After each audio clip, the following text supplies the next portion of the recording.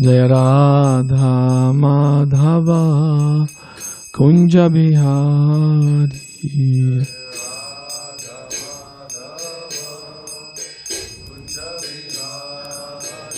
Jaya Radha Madhava Kunja Bihari.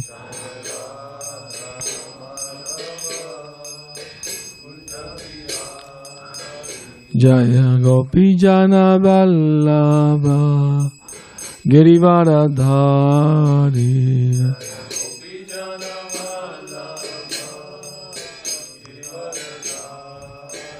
Jaya Gopi Jana Vallabha Girivaradhari.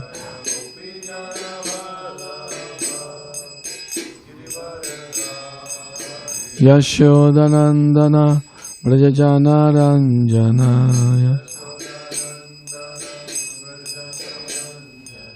Yashodanandana Vrajajana Ranjana.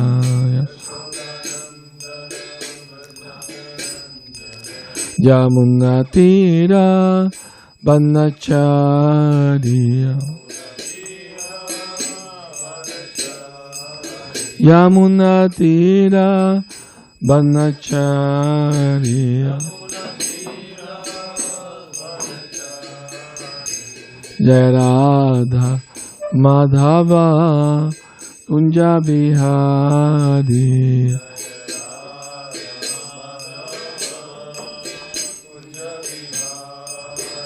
Jaya Radha Madhava Kunja Bihari.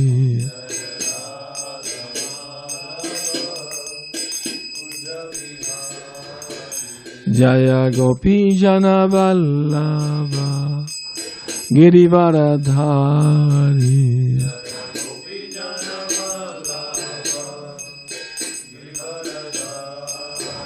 Jaya Gopi Jana Vallabha Girivaradhari.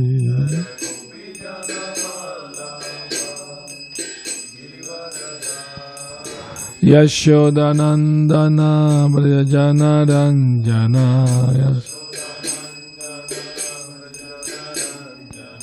Yashodanandana Vrajajana Ranjana.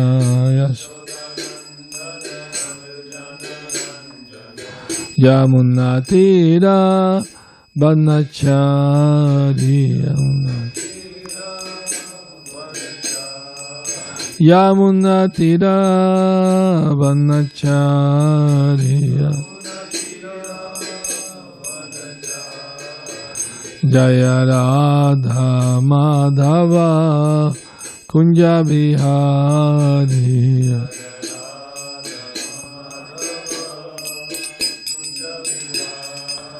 Jaya Radha Madhava Kunja Bihari.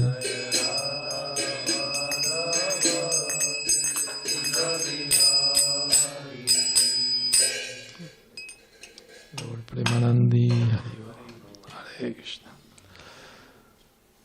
So you were reading chapter 4, isn't it?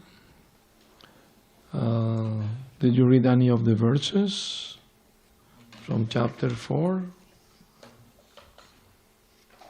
Text 11. I think it's 12.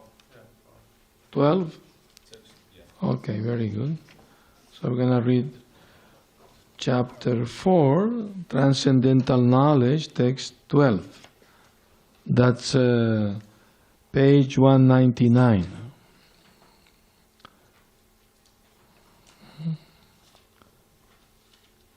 Page 199.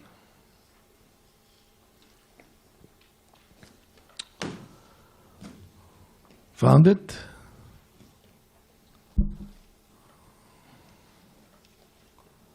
Very good. Very good. So I'm going to read the Sanskrit now.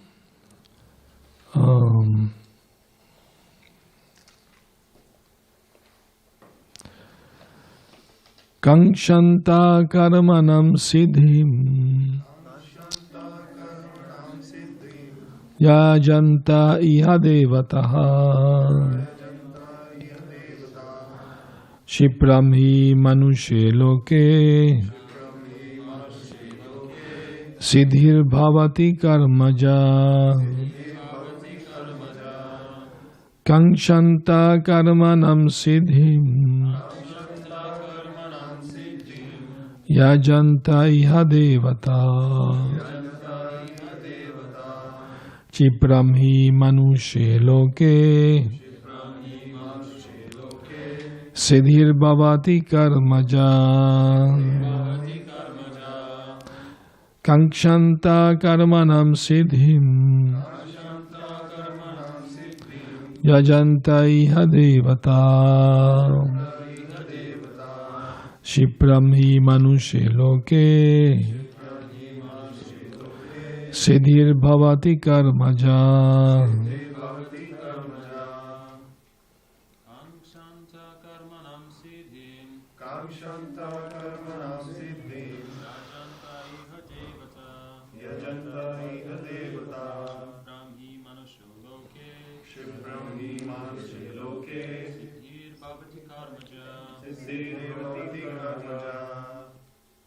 Shanta karmanam siddhim yajanta iha devata Shipram hi manushe loke siddhir bhavati karmaja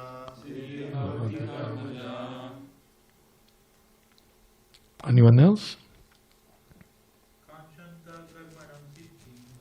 Shanta karmanam siddhim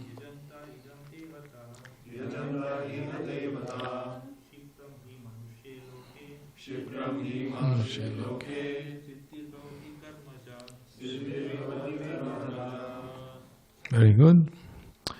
Now we are going to repeat word by word. Kankshanta, desiring. Karmanam, of fruitive activities. Siddhim, perfection. Yajante, they worship by sacrifices. Iha, and the material world. Devata, the demigods. Chipram, very quickly. He, certainly. Manushe, in human society. Loke, within this world. Siddhi, success. Bhavati, comes. Karmaja, from fruitive work. Men in this world desire success in fruitive activities, and therefore they worship the demigods. Quickly, of course, men get results from fruitive work in this world. Purport. There is a great misconception about the gods or demigods of this material world. And men of less intelligence, although passing as great scholars, take these demigods to be various forms of the Supreme Lord. Actually, the demigods are not different forms of God, but they are God's different parts and parcels. God is one, and the parts and parcels are many. The Vedas say, Nitya Nityanam, God is one. Ishvara Parama Krishna, the Supreme God is one, Krishna. And the demigods are delegated with powers to manage this material world. These demigods are all living entities, Nityanam, with different grades of material power. They cannot be equal to the Supreme Lord, Narayana, Vishnu or Krishna. Anyone who thinks that God and the demigod are on the same level is called an atheist or Pashandi. Even the great demigods like Brahma and Shiva cannot be compared to the Supreme Lord. In fact, the Lord is worshipped by demigods such as Brahma and Shiva. Shiva Verinchi Nutam. Yet, curiously enough, There are many human leaders who are worshipped by foolish men under the misunderstanding of anthropomorphism or somomorphism. Ihadevata denotes a powerful man or demigod of this material world. But Narayana, Vishnu or Krishna, the Supreme Personality of Godhead, does not belong to this world. He is above or transcendental to material creation. Even Sripad Sankaracharya, the leader of the impersonalists, maintains that Narayana or Krishna is beyond this material creation. However, foolish people, Rita Jnana, worship the demigod because they want immediate results. They get the result but do not know that results so obtained are temporary and are meant for less intelligent persons. The intelligent person is in Krishna consciousness and he has no need to worship the paltry demigods for some immediate temporary benefit. The demigods of this material world, as well as their worshippers, will vanish with the annihilation of this material world. The boons of the demigods are material and temporary. Both the material worlds and their inhabitants, including the demigods and their worshippers, are bubbles in the cosmic ocean. In this world, however, human society is mad after temporary things, such as the material opulence of possessing land, family, and enjoyable paraphernalia. To achieve such temporary things, people worship the demigods or powerful men in human society. If a man gets some ministership in the government by worshipping a political leader, he considers that he has achieved a great boon. All of them are therefore kowtowing to the so-called leaders or big guns in order to achieve temporary boons. And they indeed achieve such things. Such foolish men are not interested in Krishna consciousness for the permanent solution to the hardships of material existence. They are all after sense enjoyment, and to get a little facility for sense enjoyment, they are attracted to worship empowered living entities known as demigods. This verse indicates that people are rarely interested in Krishna consciousnness. They are mostly interested in material enjoyment and therefore they worship some powerful living entity. Om Agyana Timirandasya Gyananjana Salakaya Chakshuru Militam Yena Tasmai Shri Gurave Namaha. Mukam Karoti Vachalam Pangum Langete Garimyat Kripatamaham Bande Shri Gurum Nigataranam. Sri Krishna Chaitanya Prabhu Nityananda Shri Advaita Gadadhar Shivasadi Gaur Bhakta Vrinda. Hare Krishna, Krishna Krishna, Hare Hare. Hare Rama, Rama Rama, Hare Hare. So many people get confused when they come in touch with Hinduism. They think there are many gods, 33 million gods. So they don't understand. They think that devatas are different forms of God. But that's a misconception, great misconception. They are part and parcels of God, but they are not forms of God. Forms of God are called Vishnu Tattva.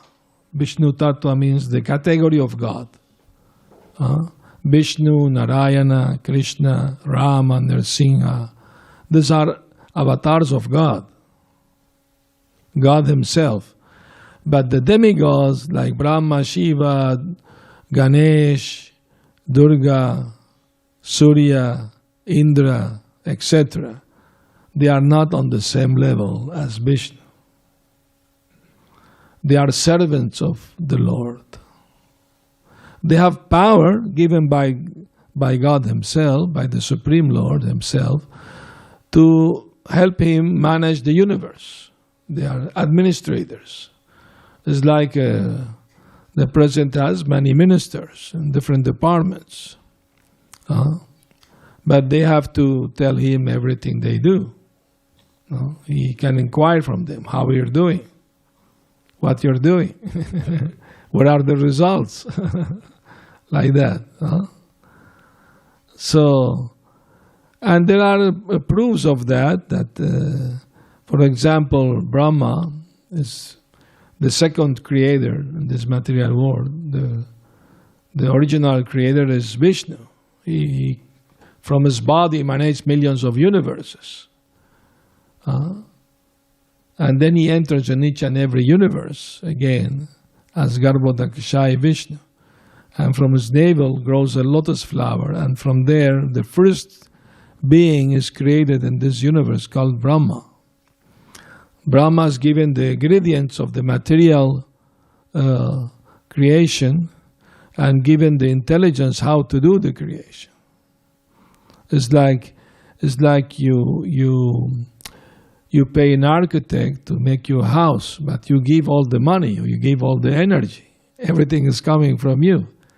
He just designed the thing according to your desire.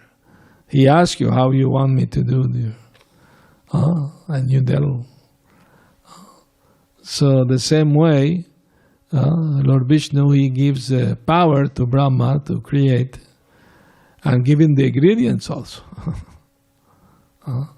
So he's the architect of this universe. So Brahma, when Krishna is the original Supreme Personality of Godhead. That explained in the Srimad Bhagavatam. Very clearly it is said, Krishnastu Bhagavan Swayam. Ete chamsakalah pumsam Krishnastu Bhagavan Swayam. That all the avatar mentioned, but there is Krishna who is the original Supreme.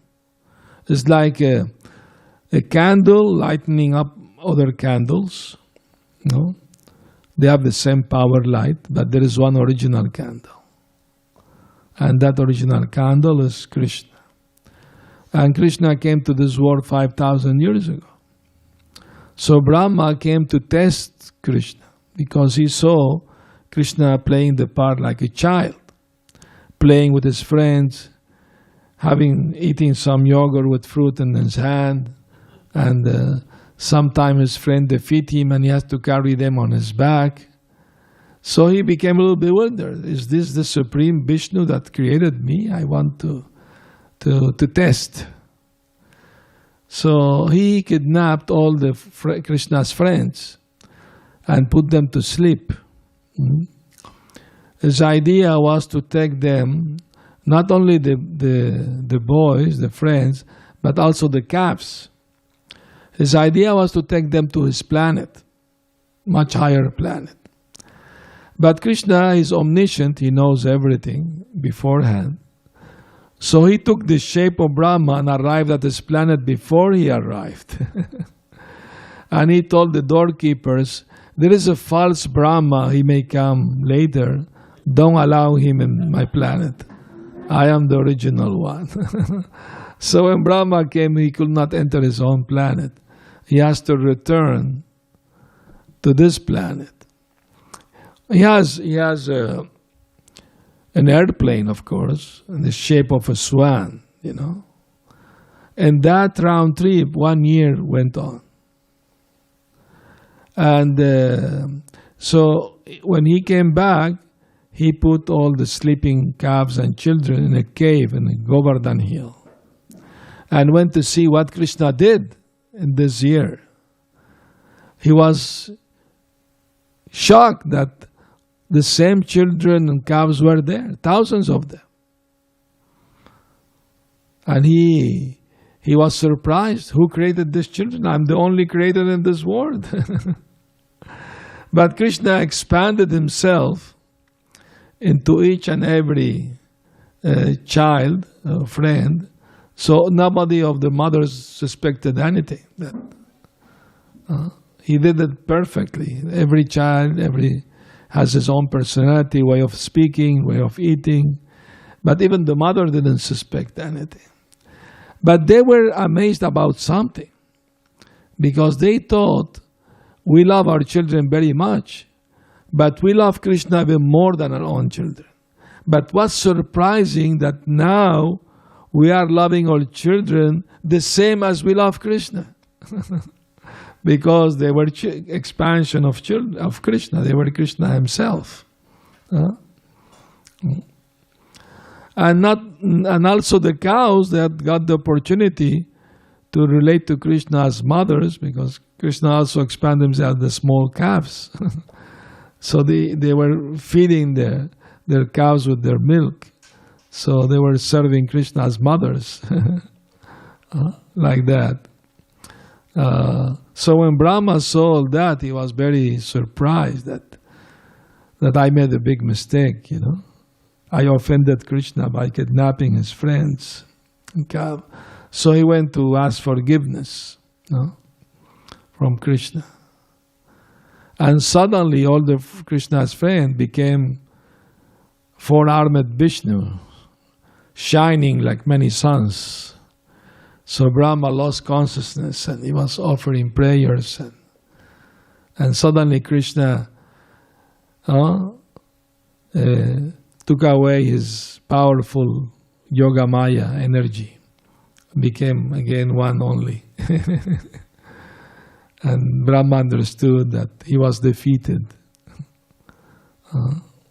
by Krishna's power. And Lord Shiva is known as Vaishnavanam Yata Shambhu, the best of all devotees, Vaishnavas, because he's always meditating. You see the pose of Lord Shiva is always on meditation. But on whom he's meditating? He's always meditating on his worshipable Lord, Krishna or Rama or Vishnu. They are in the same category as God himself, personally. So we are guided by the scriptures, Vedas, Bhagavad Gita, Bhagavatam, the Puranas, and in all this holy scripture to say that Krishna is the supreme Lord, and all demigods, devatas, are subordinate to him. Ekala Ishvara Krishna ara sababritya. That there is only one supreme controller, and that is Krishna. And everyone else are his servant. So that's the conclusion. So, because the demigod have some power, people, innocent, ignorant people, they get confused. They think, there's different forms of God. No. They are not on the same level of God. If somebody think like that, he's an atheist. The Vedas said. So, in this world, here in the West, nobody knows much about demigod, what to speak of worshipping them. But in India, they do worship demigods. Once I went to I was in South India, and they invited me to somebody's home to do some pravachar, preaching. And the man of the house, he has an altar with all the different gods and demigoddesses and everyone. From all religion, he had everyone. And he had the picture of Superman. I told him, really, Superman? He said, just in case, you never know. Couldn't believe it, People are so superstitious, Sometimes people, they laugh at these things. But you see, in the West also they worship their artists, musicians, politicians. They have a poster of their favorite musicians, singer or artist or sports person. So they also do, in one way, worship these idols. But they don't get any benefit from that, because they are all imperfect human beings, prone to make mistakes. And what is the benefit you get by idolizing them or worshipping them, nothing. No benefit. At least those who worship demigod, they ask for some material favor, temporary, and they may get it by their worship like that. But that is also a waste of time, because in this world everything is gonna finish one day. So to endeavor for something that's gonna end is not very intelligent. Human beings should strive for something permanent, for something everlasting, and that can give us a real, eternal happiness. So that's the purpose. But, when Shiva came to know that Krishna was on this planet, he wanted to see baby Krishna. So he came to this world disguised as a yogi, as a devotee of Shiva. And he came to the house of Krishna, Nanda, Mother Yashoda. He knocked on the door. And she came out, do you want some food, some clothing, money? No. I only came to see your son. And she said, that's not possible. You have these cobras around your neck, and they look very dangerous, very fearful. You can't approach my son, I'm sorry. She closed the door on him. So these cobras that Shiva has around his arms and neck are not ordinary snakes. They are great sages took that form to be with Lord Shiva, And Lord Shiva smears what we call ashes from crematorium on his body. Not any ashes, only from Vaishnavas, devotees of the Lord. But his original color is golden, actually. So anyway, Shiva was sad, he could not see his Lord. So he sat under a tree meditating on the Lord and fasting. When Mother Yashoda wanted to feed Krishna, Krishna will not eat. So she was worried. She asked her neighbor what to do. Krishna doesn't want to eat. Oh, maybe a sage came to visit your home and you didn't please him. So you must bring him and please him whatever he wants, so Krishna will eat. So they brought the yogi back, Lord Shiva. All right, please, how can I please you? I just want to see your son. Okay, I will allow you to see. So he entered the house, and after a few steps, she stopped him. Only 10 feet distance, because of the snakes are very fearful, very dangerous to my son. So Shiva was very happy to see his Lord. They look at each other with love, smiling. Krishna was happy to see his devotee. And after a few minutes, Yashoda said, okay, darshan finished, you can go now. But Shiva was not fully satisfied. So as he again was sat down fasting, so again Krishna will not eat. So they have to bring him back again and ask him how he can be pleased. He said, if you want your son to eat and be healthy, I want some blessing. I'm going to stay a few months in this area. I want to come every day to your home. And not only I can see your son, but I want you to wash his feet, and that water give to me. I will put on my head and drink it. That will make me very happy. So Shiva was going every day to get the foot water from Lord Krishna. Even if you go to India right now, in Vrindavan, there's Nandagram, there's a temple of Krishna where his father lived, the palace, And there is a small temple at the foot of Lord Shiva. And every day they bathe the deity of Krishna, and then that same water they offer to Lord Shiva to celebrate that activity or lila, they had together. Also, actually, there is one pastime when Lord Vishnu saved Lord Shiva from great danger.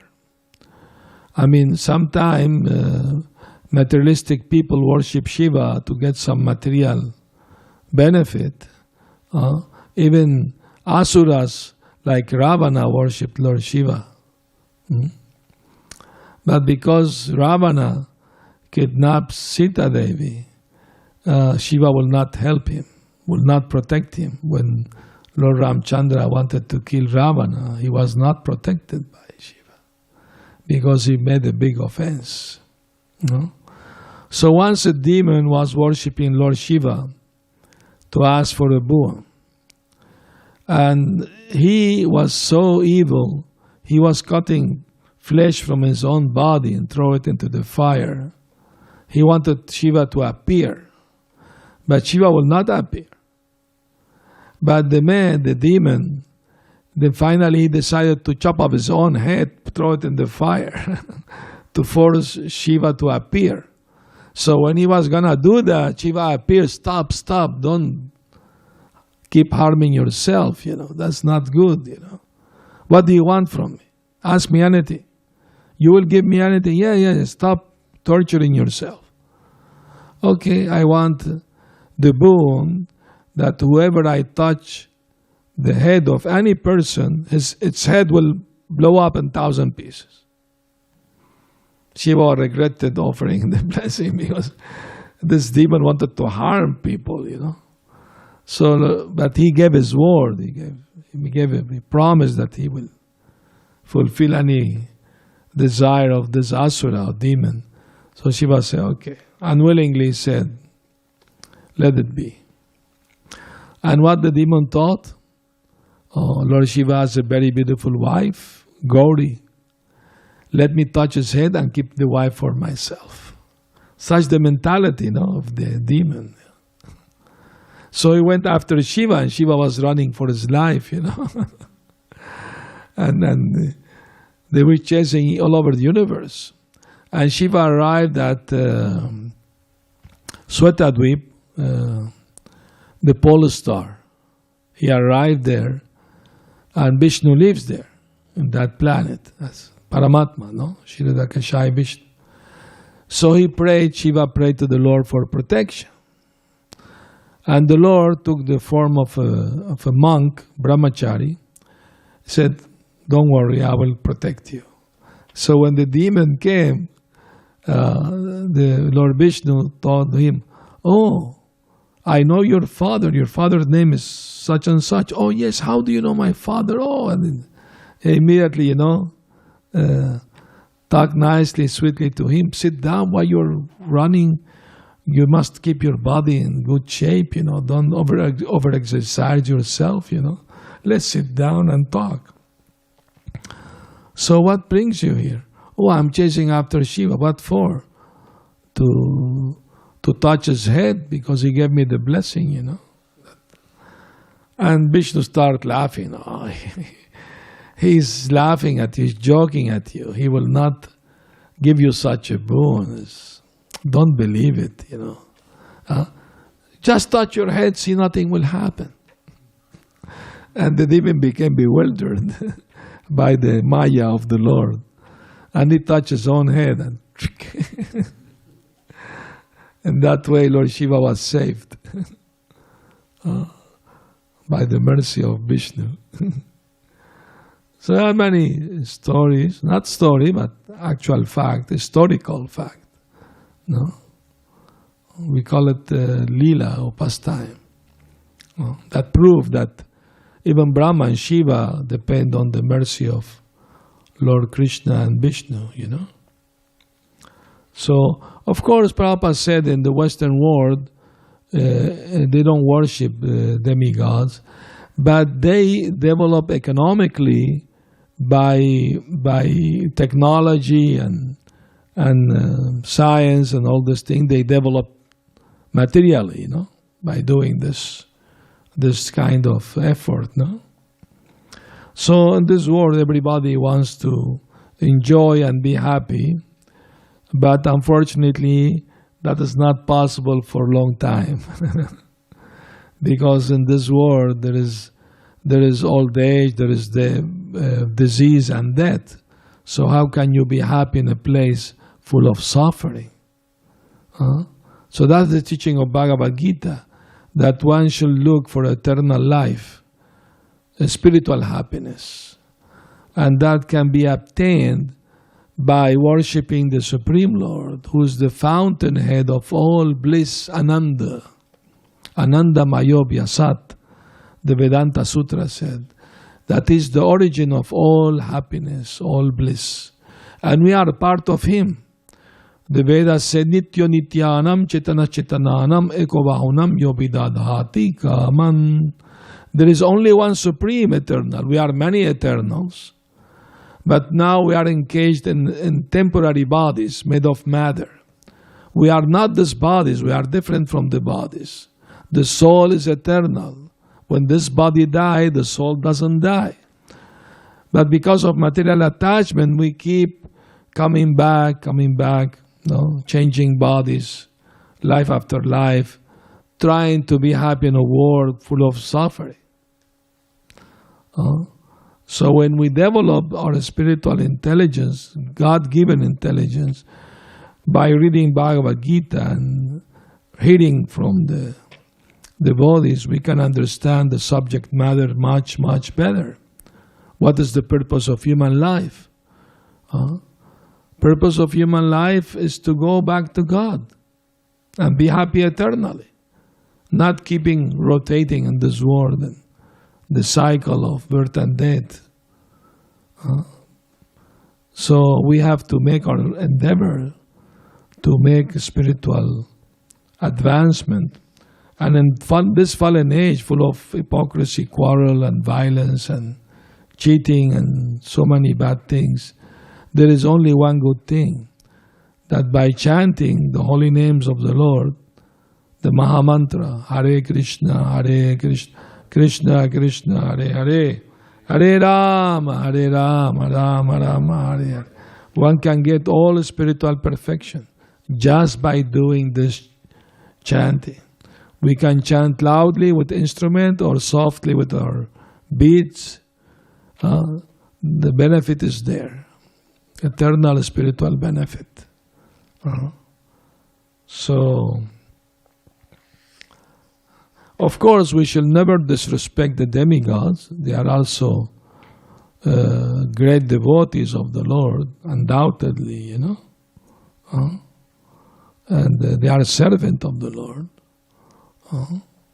Some of them, they are very pure, not all of them. They are devotees, but they have also desire for power and control, like that. So, any questions? Please do. Hare Krishna Maharaj. I'm grateful to see you again. Does Krishna talks about also why he created the material world? Yes, of course. Thank you. If you could please let us know. Sure. The absolute truth has to have everything to be complete. The imperfect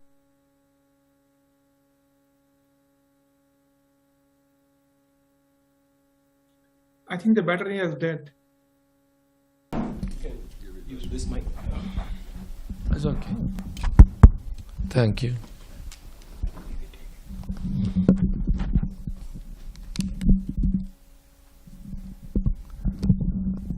Thank you. So I was explaining that the absolute truth involves everything. It has to have everything.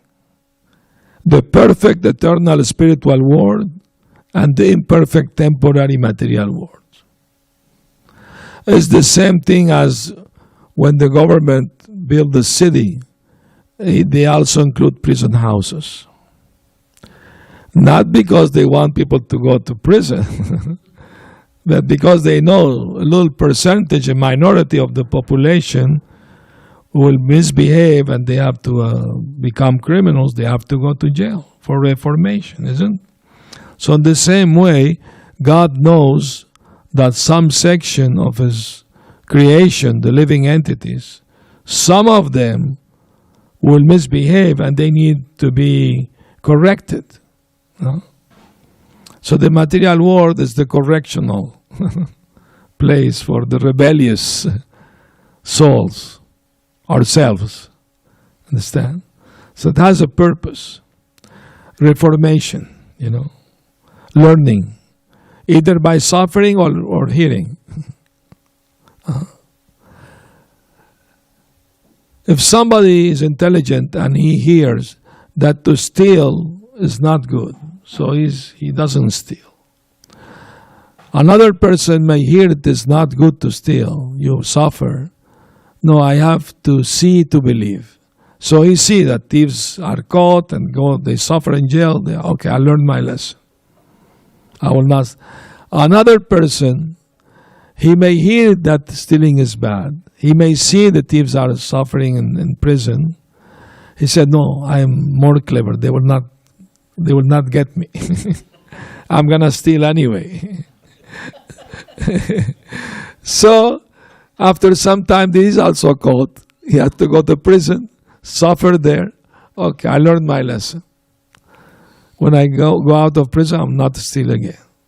But there are other kind of people who hear this bad, they see it is bad, they do it, they suffer, they come out of jail, they steal again. And they go again suffering in jail. So those are the less intelligent people. The best way is to hear, to learn by hearing. So we are hearing Bhagavad Gita, and the teaching is, this material world is dukkhalaya mashashvatam, which means, that's Krishna confirming this, that it is temporary and full of suffering. So we came here on our free choice, free will. Because, why somebody goes to hell? Nobody is forcing him to be criminal and go to jail. That's his free will, isn't it? No? So in the same way, we misused our free will. That's why we ended up here. But we are being corrected. That's the whole idea. Krishna doesn't forget his part and parcels. We are part of him. So he has a plan for us. And the plan is that we prepare ourselves, purify our existence, become Krishna conscious, and at the end of life, return to our original life, original spiritual eternal life of bliss and knowledge in the company of the Lord. That's the plan. That is Krishna's plan. Now depends on us if we want to cooperate with the plan of the Lord. Understand? It's up to us. Krishna spoke Bhagavad Gita to Arjuna, and at the end he told him, if you follow my instruction by my grace, you will overcome all difficulties in this world. But if you don't listen to me and you are misguided by your own ego, you will be lost. So it's up to us. Finally. Everything is there. We need to grow spiritually and become fixed in the knowledge and try to get spiritual assets, Every day we should read, chant, hear, like that. Avoid bad things like eating meat and taking intoxicants and gambling and sexual illicit relationship, Only in marriage is allowed. And that way, if we follow a pious life, we can make spiritual progress. By reading, chanting, coming together, discussing this wonderful philosophy. So it has a purpose, the material world, to give us another second chance. Second, third, fourth, five. Krishna is very merciful and kind, He's giving us already so many chances by creating the material world once and again and again and again. The material world is created, maintained, destroyed, again created. It goes on and on. Why? Just to give the rebellious soul the opportunity to rectify themselves, to come to their senses, and acknowledge that I am not the enjoyer of this world. I am a servant of the Lord. That's my eternal happy position. It's a happy position. It's not, the word servant is not something everybody likes to hear. I'm a servant.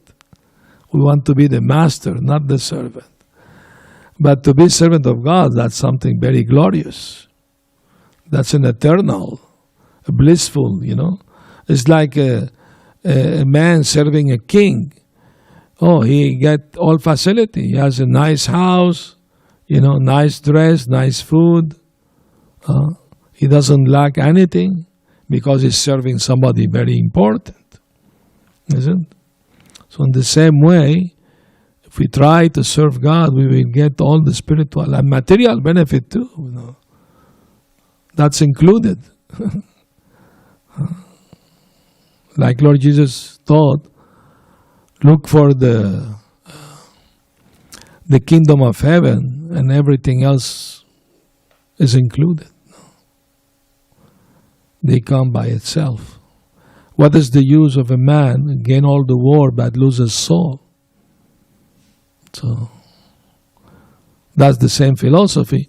Jesus Christ is the Son of God and Krishna is God. And between Son and Father there is no difference of opinion. Understand? Or any prophet or Messiah, or the same message is of detachment from this world and the desire to return to God is there. But here is a practical method called Bhakti Yoga. How to achieve that. What to give up. And what to accept. It's very clear how to do it. Hare Krishna.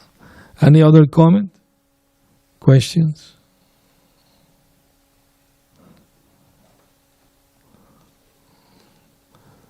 Back to Joseph. Thank you for being here this week and giving all these classes. It's really nice when you visit. Thank you. You talked about we don't worship demigods here in America too much, but God's got a lot of names. I knew him as Jehovah at one time, and Yahshua, and then Tunkashila, which is Native American. Are these forms of demigods, or are they? I don't want to, get tangled up, worshiping something that's, a demigod. Better chant Hare Krishna. That's better.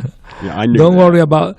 God may have different names, Jehovah, Adonai, Allah, but they are different names of God. They are not demigods. In South America, they may worship the sun god and other gods, the god of the rain, and the Greek mythology also they have this different demigods, Zeus, and all this. They are not mythology; they are actual. They just have different names. That's all. Yes. Pass in the mic.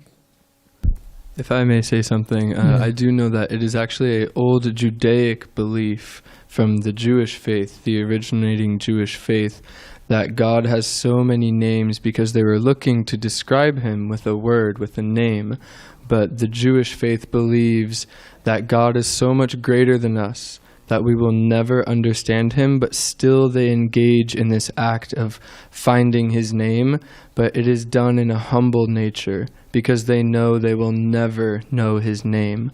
But this is in a way a bit of their service. So these names that are made by different groups and different people, it is kind of done in a service, but it is an old Judaic belief system that God has many. God also received name according to his qualities. So. Yes. Yeah. For example, God is great, no? Allah is, like for example, All Almighty, no? And Krishna means, the word Krishna means the all attractive. He's all attractive because he has all beauty, all power, all fame, all strength, and all renunciation together. So that makes him the most attractive person, In this world, if somebody is very beautiful or wealthy or intelligent, wise or rich, powerful, he's very attractive to other people, isn't it? So, but God, he has all this unlimitedly. So that's why the name Krishna is very proper. It means all attractive. So God received names according to his qualities and activities. Yeah, I mean, the Jew, they have the merit that they started monotheism in this part of the world, in the Middle East and the world. And that's a great achievement, of course, because they were worshiping different gods and different things. But they came to the conclusion there is one supreme God. Not much information they were given about that one supreme God, But in India, they have more information about the God, the supreme God. There is, in the holy books of India, the Vedas, are much more information there about not only God's form or different names, but also his qualities and activities, his personality. God is a person, is not an energy floating in midair or something. He's a person, supreme person. He has a spiritual body. His body is not made of flesh and blood that get old and die. His body is a spiritual energy, but a form with eyes, and we are made in the image of God, the Bible said. But God's form is eternal, blissful, and full of knowledge. This body is full of misery and suffering and temporary and ignorant. So there's a difference between us and God.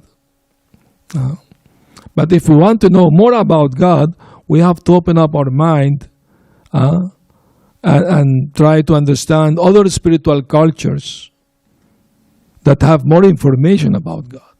Why not? I mean, God can reveal himself. We don't have the power to know him by our own, but if he reveals himself, then we can know more about him. So in the past, God, he revealed himself to great sages, and they describe him in the Vedas. He came to this world personally 5,000 years ago. Many artists made paintings and statues of him because they saw him personally. And also the Vedas describe his form. It's not whimsical. It's not by some artist made up like that. No, it's real. This information we received through the masters and disciples coming down in a chain, unbroken chain. The knowledge is coming down from up to down. And we are following this tradition. We are getting this knowledge. This information is so important, so confidential. My Guru Prabhupada said, all religions of the world are looking for God. And we are presenting him. Here is God, Krishna. Accept him. If you have a better candidate, we are open-minded. God is one. It's not Hindu or Christian or Buddhist or Jew.